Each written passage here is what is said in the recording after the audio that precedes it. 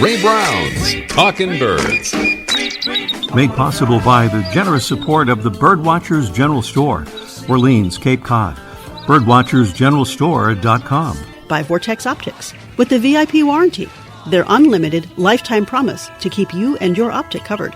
Learn more at vortexoptics.com. And Quest Nature Tours, offering expert-led small group tours for bird and nature lovers since 1970. Explore exceptional journeys around the world at questnaturetours.com. And Beautyo Books, an independent family-owned bookstore carrying one of the largest selections of birding books in the world. beautyobooks.com. Good morning, afternoon, or evening. Welcome to our show, number 955.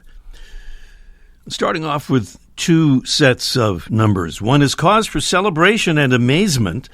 The other, sadness and dismay. According to the migration tracking platform Birdcast, the night of October 6th marked the first time since their measurements began that more than 1 billion birds were migrating through the skies of North America.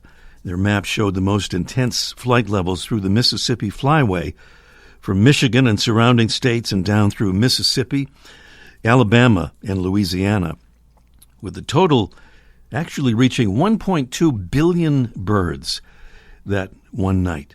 Wow. Meanwhile, considering all the birds we've lost, especially over the last few decades, we can't afford to lose 1,000 in one night in one place.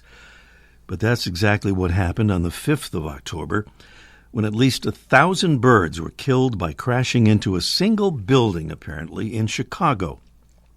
Volunteers found the birds involved in the fatal crashes within 1.5 miles of McCormick Place, the largest convention center in North America, which is largely covered with glass. According to Birdcast, the cause appears to be a combination of high-intensity migration, adverse weather conditions for flying, and light and glass, a deadly mixture. The folks at Birdcast continue to urge all businesses, building owners, and private residences, as well as operators of any illuminated structures, to heed lights-out warnings for non-essential lights to be turned off during migration season. Chicago, by the way, does participate in the Lights Out program designed to avoid tragic results like this. Not sure whether the building in question was following the protocols, but that seems unlikely. We're planning to have a Lights Out program guest here on the show sometime soon. We have an audio postcard this morning from a somewhat unusual setting, as we're about to hear in this report from our friend Linda Schwartz, a.k.a. Muffy, conducting a little interview a ways south of her Baltimore stomping grounds. Hey, Muffy. Hey, Ray and fellow birders. This is Linda, and I'm in Banner Elk, North Carolina. I'm actually in an ice cream shop, but I'm talking to a senior from Lees McRae College, and she's majoring in... I'm majoring in wildlife biology with a specialization in wildlife rehabilitation. Okay. And by the way, your name is? My name is Hannah. Hannah, okay. Hi, Hannah. Tell us a little bit about what you're planning to do when you graduate. Well, whenever I graduate, I would love to be a small mammal zookeeper with like bats or anything like that. I really love fruit bats, though. They're probably my favorite. Okay. All right. And can you tell us any of the experiences that you've had so far in school to prepare you? Yeah. So I work at the May Wildlife Rehabilitation Center, which is part of the Wildlife Rehabilitation Program, where we take all kinds of injured and orphaned wildlife, and we rehabilitate them and then release them. Okay. Well, wonderful. Okay. All right. So listen, we are wishing you the absolute best, okay? And thank you. The ice cream was wonderful. Thank you so much. Okay. All right. Okay. And this is Muffy signing off. Thank you very much, Muffy, for that excellent interview and that audio postcard. Please send us a postcard if you're looking at birds in your backyard or any place else. Just make a little recording on your smartphone. Send the file to ray@talkingbirds.com so we can put it on the air. That address again is ray@talkingbirds.com. A quick preview here of our Mystery Bird contest, the actual conducting of which will be a bit later on in the show. Our mystery bird is a medium-sized predator with a stout body and broad wings, a rounded medium-length tail, a dark chest band, and a white face. It's a bird of the American West, which migrates in huge numbers in the fall to South America, and it was a recent focus here on Talkin' Birds as a featured feathered friend. So maybe you heard it from that. That's our bird, and the prizes are fabulous. From Brome Bird Care, a mega 600-feeder with an extra-large tube that holds nearly 2.5 pounds of seed. Has lots of other attributes we'll describe. And from Birds and Beans, makers of our favorite coffee, a big bag of their delicious, bird-friendly, shade-grown coffee. And kind of timely, if we have time on our Mystery Bird contest, we'll do a bonus question and attempt to give away a feather-friendly bird window collision kit on our Mystery Bird contest this morning. Conservation Salute of the Week, this time to a famous person, Sir Richard Branson, the British business magnate and commercial astronaut who has established a coalition called Planetary Guardians, aiming to help combat climate change. And the coalition includes 14 world leaders as they try to push the world into addressing issues involving rainforest health, disappearing species, and more. So we salute you, Sir Richard.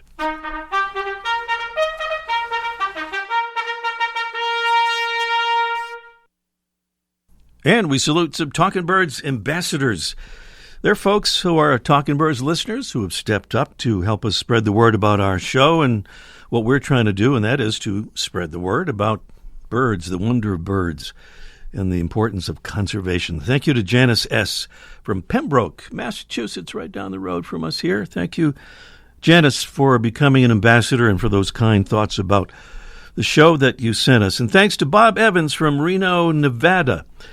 Bob says he'll be posting cards on the bulletin board at his local library. That sounds like a pretty cool idea. And here's another Talkin' Birds ambassador, a long-term ambassador, explaining why he thinks it's a good thing to be one.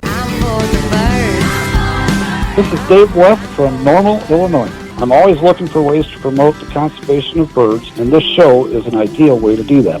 I encourage others to become Talkin' Birds ambassadors because I think anytime that you can increase the awareness of our birds and wildlife, it's a good thing. Talkin' Birds listeners, we hope you'll become a Talkin' Birds ambassador. Just visit our website, click on the contact button, and then choose the Become an Ambassador option at talkinbirds.com. And thanks. Easy to become an ambassador there at talkinbirds.com under that Get Involved button. Still to come today, we'll talk with a brilliant musician and birder who may have broken a certain kind of bird-related record. Also today, Mike O'Connor will join us for Let's Ask Mike Live, in which we'll talk about winter finches from up north heading down south. And up next, today's featured Feathered Friend segment focuses on two birds, also from up north, that are definitely not finches.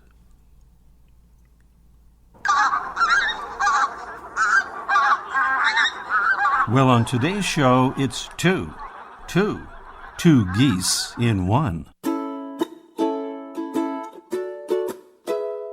One featured Feathered Friend segment, that is. Two geese species from the far north have been in the news recently. The pink-footed goose and the tundra bean goose. The pink-footed is a medium-sized goose with a stubby, partly pink bill, dark brown plumage on the head, lighter brown on the neck and breast, with blue-gray to brown upper parts. Its legs and feet are bubblegum pink. This bird, which breeds in Iceland, Svalbard, and Greenland, was once rarely seen in the U.S. and Canada, but since the early 2000s, sightings have been reported with increasing frequency in Newfoundland and Labrador and down the Atlantic coast as far as Virginia. Just this past week, there were several sightings of a pink-footed goose in western Massachusetts. The closely related and similar-sized tundra bean goose is dark brown above and lighter brown below. Its bill is black at the base and tip with an orange band across the middle. The legs and feet are bright orange. This goose breeds in northern Siberia and winters farther south in Asia. It caused a stir this summer when an individual showed up in Antelope Valley, California. That particular individual has needed some professional rehab help, and our friend and Talkin' Birds ambassador, Liz Linzer, is headed to California to start the rehab process for that bird. The tundra bean goose, Anser cererostris, and the pink-footed goose, Anser brachyrhynchus. 2 geese in one featured feathered friend segment here on Talkin' Birds. Welcome again to our show number 955. Well, virtuoso guitarist and birder Ewan Dobson is originally from Toronto, Ontario, Canada, currently residing in New Brunswick. He started his musical career by winning the 2009 Canadian fingerstyle guitar competition. As of early mid-2023, he has released a total of 18 albums and produced a YouTube video that has drawn more than 32 million hits to date. He's toured Europe, Canada, the U.S., and China multiple times. All right, now comes the bird part. These days, he resides close to the woods, still creating music, but also feeding a wide variety of wild bird species by hand, maybe a record number of species, 26 in all. And he joins us to talk about that and how he wants to combine birds and music. Good morning, Ewan. Hello there.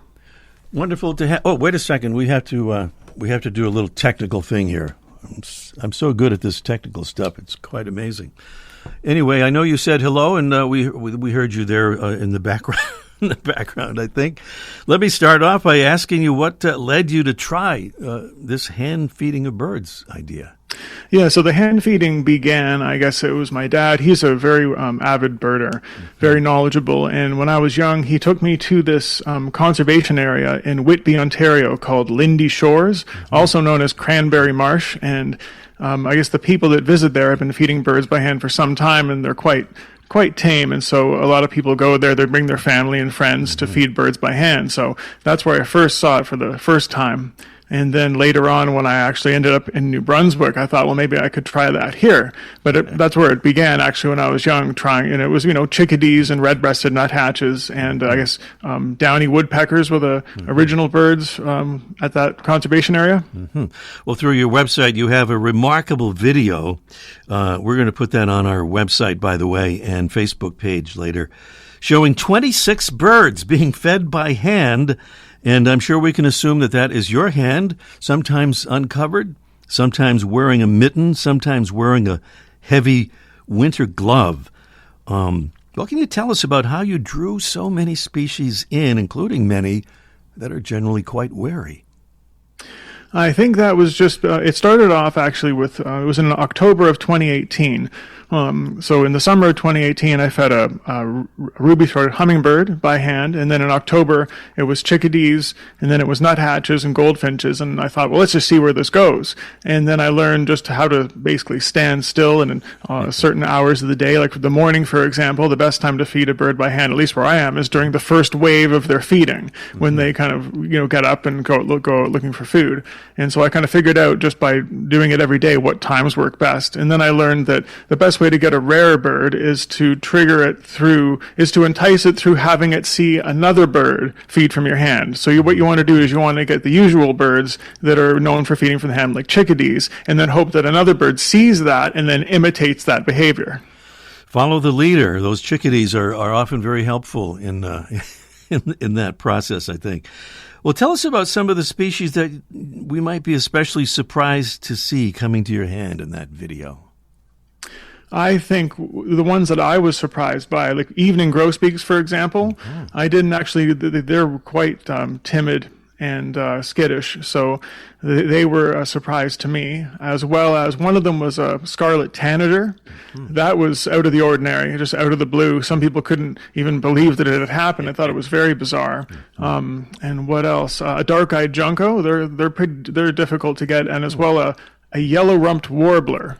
that was among the most difficult, and it took me weeks of standing in the same spot 3 to 4 or 5 hours a day to get that. So yeah, the yellow-rumped warbler was a rare one to get. Wow. Any that surprised you in terms of their behavior other than just showing up?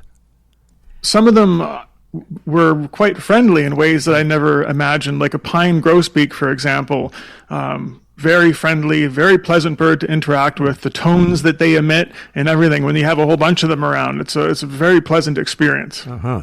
Well, here's something cool. You have a book on hand-feeding birds connected through your YouTube channel, if I'm not mistaken. Tell us about that, if you would.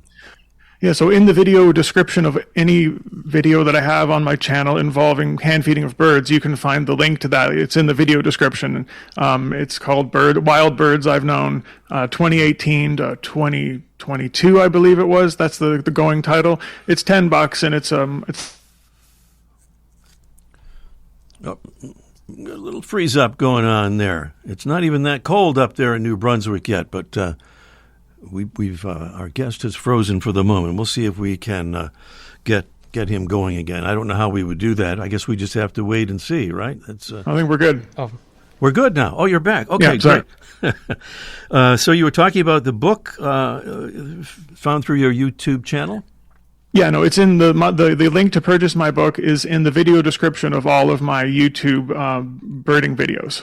All right. Some folks will talk about, well, this could go for feeding birds in general maybe, but would say, is feeding hand feeding birds, is that making pets out of them, or is that disrupting them in some way? What do you say about that?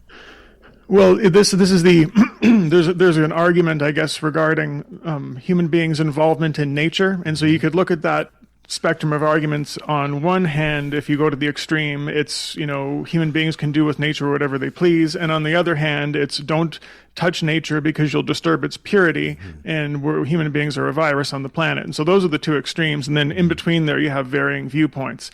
So the idea is that if you feed birds by hand, they'll get comfortable with people and maybe become dependent on them. Or what could happen is someone who's nefarious, might take advantage of that trust that birds have given to people. What I found is that it's actually brought a lot of joy to my life and to other people's lives. It's been inspiring, so it's had a good effect.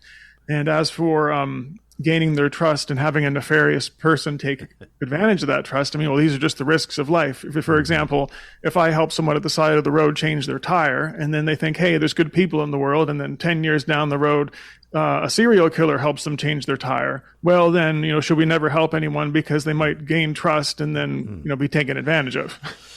George, we only have I'm sorry, George is our engineer this morning. Sorry about that. Ewan, just a minute left here, but you are interested in performing at bird festivals and conventions, which sounds like it would be fantastic with your musical skills and your bird skills as well. Tell us a bit about that and give a pitch to folks maybe running festivals who might want to get in touch with you. Yeah, well, my idea was basically maybe I could give guitar recitals at classical guitar, fingerstyle, instrumental guitar recitals at birding festivals, and maybe if they wanted to give a short talk or just talk to people about the hand feeding pursuit that I've done, and that might be the place to, as opposed to music festivals, which is where most musicians would flock. Maybe I could try something a bit different and play at birding festivals. So if they were interested, they could go to my website ewandobson.com or look me up on YouTube. I have a channel over there, and they can contact me through my website or ewandobson@yahoo.ca. All right, that's ewandobson.com, and Ewan is EWAN. ewandobson.com. We are just about out of time, but we have time for a little bit of music. I see that you have a guitar right there with you by chance, and maybe you could kind of play us out, Ewan, with a little piece here. All right, this is a 45 to 50 second clip of a song called A Lovely Light.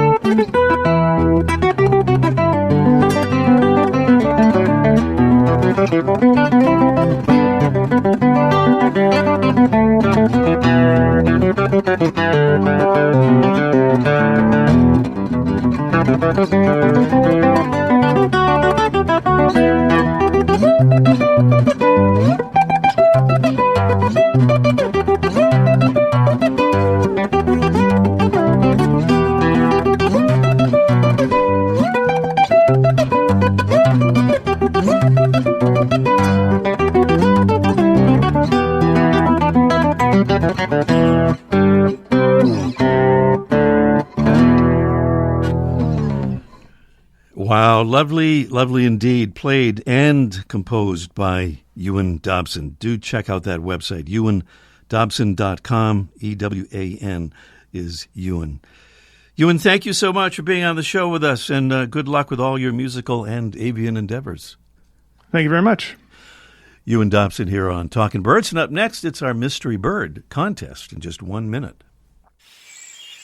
The flutter of a tail feather, the flash of a wing bar in mid-flight. You don't always have a lot of time to identify a bird in nature, let alone to appreciate its beauty. But with Vortex Optics, you'll have the power to bring every wild moment closer. When you choose Vortex, you're choosing to have a partner in the field as passionate about nature as you are.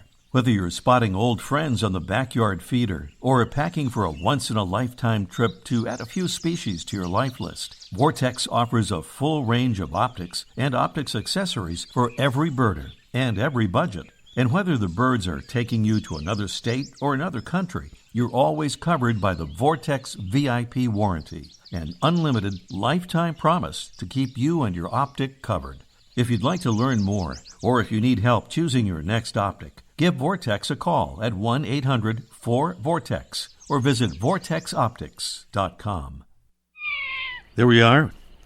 We're all here. The bird is here, and we're here when we're all together. And it's our Mystery Bird contest.